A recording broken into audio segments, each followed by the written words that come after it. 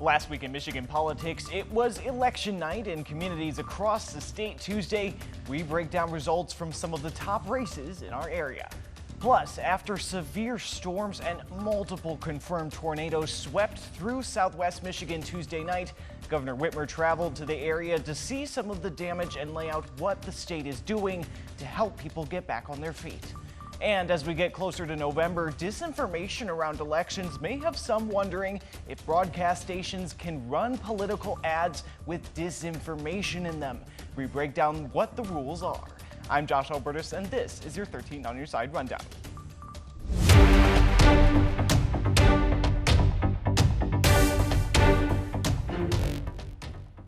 We begin with news out of Kalamazoo after multiple tornadoes were confirmed to have touched down in West Michigan Tuesday night, including in heavily populated areas of Kalamazoo and Portage. Many are still picking up the pieces. Governor Whitmer traveled to Kalamazoo Wednesday to Pavilion Estates, a mobile home community that experienced some of that damage. We were there as she laid out more on what the state is and may look to do to help those impacted. After declaring a state of emergency in the area Tuesday night, the governor met with those at the mobile home community who were hit especially hard, where we saw trees and limbs scattered and an extensive amount of cleanup. Cars seemed to be going in and out non-stop as there remained much activity as people began picking up.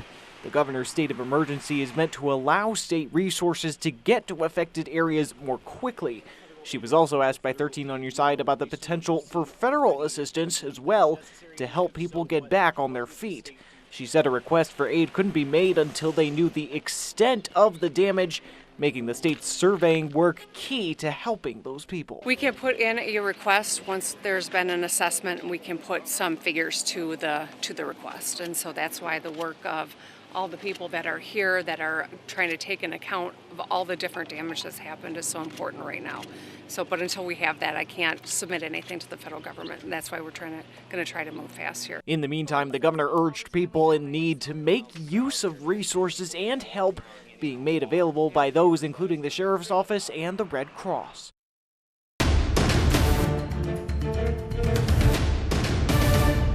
Now to your voice, your vote. Voters around the state went to the polls Tuesday for a number of local elections. There were a few key races we were watching especially closely. Now, mind you, these were all unofficial results at last check that still need certification, but here's what those numbers say. In Grant, a community swept up in controversy last year over a mural painted in one of their schools. 2 board members faced recall elections. Both came out victorious, besting their challengers. In Kentwood, voters approved a millage to help fund police and fire services. In Muskegon Heights, with a city council seat up for grabs, Kim Sims won with 59% of the vote. And in Ottawa County, a member of the county's Board of Commissioners faced a recall election. The original recall petition detailed that it was in connection to an attempt alongside other commissioners to demote the county health officer. Incumbent Lucy Ebel, who represents parts of Holland and Park Townships and has aligned with the conservative group Ottawa Impact since winning the seat a year and a half ago, was defeated by Democratic challenger Chris Kleinjans. On his projected victory, Kleinjans said he's ready to get to work. I would like to see funding for the program coordinator for Ottawa Food find its way back into the health department budget, because that program is definitely needed and essential, especially as another issue that I'm very invested in, housing, continues to become a problem for residents that want to live here. When the vote is certified, Kleinjans would serve out the remainder of Ebel's term. That goes through the end of this year. And the rise of disinformation around elections leading up to November may have some wondering why broadcast stations may run political ads that contain disinformation. We spoke with an expert to find out what the rules are. It's that special year again, where candidates for public office will look to fill the airwaves with their pitch to voters. But what if those ads contain misinformation? Do TV stations still have to run them? That answer lies not in the newsroom, but in the rules of the Federal Communications Commission. To break down what they say, well, we went straight to an expert. Once a political candidate has declared for office and they're determined to be a legal official candidate, a broadcast outlet is actually prohibited from censoring anything in their commercial message. For example, say I'm running for public office and I run an ad like this. Hi, I'm Josh Alburtus, and I'm running for literally any office. I also invented the wheel. You're welcome, Motor City. You should vote for me because I literally invented the wheel. I'm Josh Alburtus, and I approve this message. Well, spoiler alert, I did not invent the wheel. That is disinformation. But if I read an ad like this and I was a qualified candidate for that office, meaning I announced my run, am qualified under state and federal law, and either qualify for a place already on the ballot or I'm running as a write-in with substantial showing, the rules say a broadcast station would have to air this if I requested and paid for it. It's only when the ad is run by a third party that it can be changed. If we're talking about a third party buying an ad, like the Citizens for Better Plumbing, let's say, whatever they call themselves, and they're running an ad in a campaign, those rules don't apply.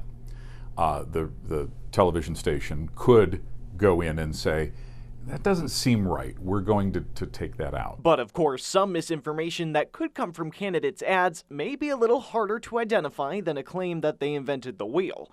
While some states like Michigan have moved to mandate things like disclosures for artificial intelligence being used in these ads, the situation still remains concerning for some. And I'm as strong a First Amendment proponent as you're going to find, but at the same time, if we're relying on people to do their own homework and do their own research, how do they know what sources they're evaluating to come to the decision that something is correct or not? So what can voters really do to make sure that they know what's true and what's not? They really just have to be vigilant. I don't see the rules changing because of that protection that we want to make sure that we don't start restricting political speech. I mean, I think that the extreme, the other way, could be disastrous also. Josh Alburtus, 13 on your side. A proposal to increase Kent County's hotel taxes going before voters in August. If passed by voters, it will increase the tax from 5 to 8% and will help pay for the new amphitheater, soccer stadium, and possibly a new aquarium. The Kent County Board of Commissioners voted to put the measure on the August ballot at last Thursday's meeting. And during public comment, Mayor Rosalind Bliss explained why she thinks the tax increase is important to helping the community grow. A resident from Plaza Towers said he supports the project but is concerned about noise and says that should be addressed first. 93 decibels is the equivalent of 2 times the sound of a Harley Davidson right at my window. This is unreasonable. We asked for a sound wall and a partial roof in an effort to mitigate the noise, and immediately the response was it isn't in the budget. This problem needs to be solved now. We are the community that is growing. We're the place where people want to be, but we can't just assume that that's going to continue. We have to continue to have a vision. We have to continue to invest in order to make sure that's a reality. If approved, the tax on a hotel room in Kent County will total 18%. A former Michigan Township clerk and her lawyer are facing charges related to handling voter data in the 2020 election. Former Adams Township clerk Stephanie Scott is facing multiple felony charges for allegedly withholding a vote tabulator and directing her lawyer, Stephanie Lambert, to transmit data from the township's poll book related to the 2020 election. Scott was barred from her duties by the state in 2021 after refusing to allow a contractor to do maintenance on voting equipment. She was later recalled from her position in 2023. Michigan Attorney General Dana Nessel alleges that Scott and Lambert supported attempts to overturn the 2020 presidential election by accessing voter systems without authorization to look for fraud. Nessel said, quote, when elected officials and their proxies use their positions to promote baseless conspiracies, show blatant disregard for voter privacy, and break the law in the process, it undermines the very essence of the democratic process. Those who engage in such reckless conduct must be held accountable for their actions. The Ottawa County Commission could vote later this month on a significant pay raise for themselves. In April, the county's compensation committee voted 3-1 to increase wages for the commission by 60%. Here are the numbers. Under the proposal, Chairperson Joe Moss, who makes a little over $27,000 a year, would make $43,000. The Vice Chair would get a salary increase of nearly $13,000, and county commissioners would be paid more than $33,000 starting next year. They would also get $1,000 a month for health care. According to Michigan law, the raise would be set to take effect at the beginning of the next odd-numbered year, but the board can reject the pay raise through a board vote. A former Michigan House Speaker Lee Chatfield has pled not guilty to 13 charges as he made his first court appearance last Thursday. Among the charges, Chatfield is accused of embezzlement for allegedly using public and private dollars for personal expenses. Attorney General Dana Nessel announced those charges after also investigating Chatfield for alleged sexual misconduct. Chatfield served as Speaker of the Michigan House in 2019 and 2020. The most severe charge against Chatfield carries a penalty of up to 20 years if convicted. Nearly 24 dams in Michigan are getting an upgrade thanks to a $14 million grant program from the state's Department of Environment, Great Lakes, and Energy. The city of Allegan received $1.8 million to repair the Allegan City Dam, which is a high-hazard dam in poor condition. Allegan also received funds to remove the Swan Creek Dam and repair the Trowbridge Dam. Newaygo also received funds to remove a dam in the Muskegon River, which is in poor condition and a high risk to environmental and human health. In Grand Rapids, the city's Mobile GR Commission held a meeting last Thursday, hearing from members of the community about a proposal to put paid parking permits in place in some neighborhoods for those who park on the street. We were at that meeting and heard what people had to say. Community concerns in Grand Rapids as the Mobile GR Commission heard from the public on Thursday about expanding its residential parking permit program. A vast majority of comments at the meeting, both spoken and received ahead of time, opposed the plan. Think about how all of the families right now are struggling pretty much to pay for everything. The small businesses that are struggling. All that's going to do is take away from them. Some neighborhoods have already had the permit program in place. That program issues permits for $30 per year to residents and $2 guest permits that last 24 hours each. Permits for these areas can only be purchased by residents and their guests.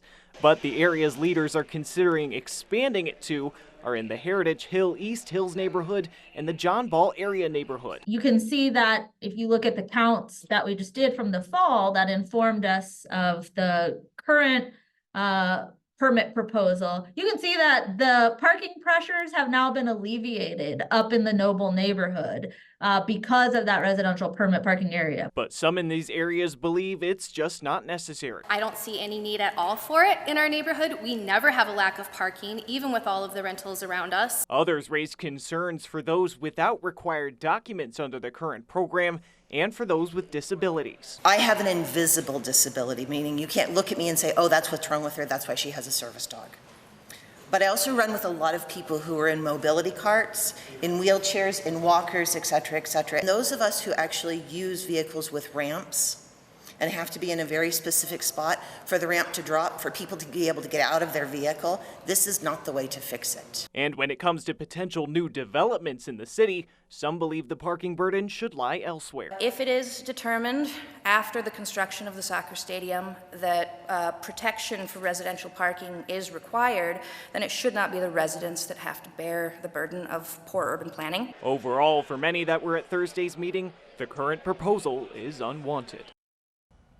And that's the rundown for your week in Michigan politics. Be sure to keep up with all the top political stories of the day, both on air and online at 13onyourside.com. We'll see you next week.